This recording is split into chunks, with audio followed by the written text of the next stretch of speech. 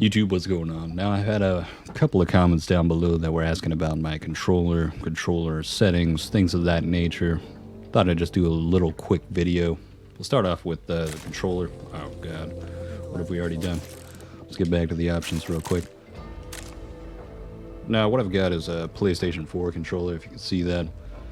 And that's all I'm using. And I've also got the PlayStation Sony official back button attachment. If you don't have this, I really recommend getting one of these. It's a big benefit to having two buttons to the back of your controller without spending that $250 on a scuff controller. I feel like those controllers are completely overpriced. And when I was looking to try and add some back buttons to my controller itself, I was thinking I was going to have to go in and solder some attachments to it and just add buttons that way. But I found this Sony official back button attachment. It has been a godsend for any FPS game. If you play COD or any type of FPS like that, it's going to be a big booster to your movement. And the biggest thing is I don't have to pull off the right stick from aiming while jumping or crouching. I use it a bit inside of this as well. It can help. It's a huge benefit to be able to aim while jumping at the same time. So if you have that, or if you have a PlayStation controller, definitely check that out. Only 30 bucks. I found it at Walmart. Big help. But when it comes down to the sensitivity, I like to play on a higher sensitivity. I want to be able to look around as quick as possible, or turn around at the same point. We don't want to be backpedaling because you're going to get that slowed down effect unless you have that one card active. But I've got mine at 35, vertical at 25. For whatever reason, the vertical sensitivity feels higher at 25 than it does at the horizontal 35.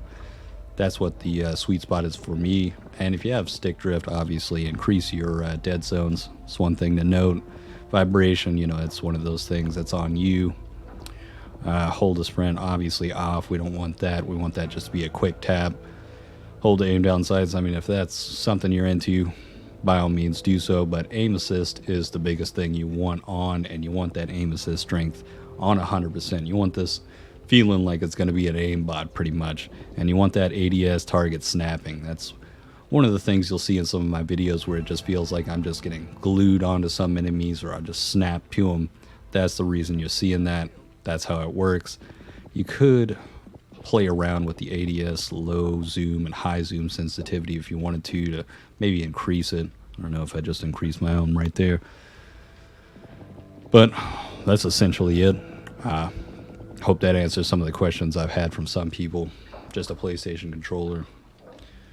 Higher sensitivity. Obviously work with the sensitivity. Play based on what feels right to you. You don't want to maximize it too high. Otherwise, if you're overshooting targets or something like that, that's going to be a big hindrance on you. But if you're working with a slower sensitivity, gradually increase it until it feels comfortable to you, and then increase it again if you'd like that.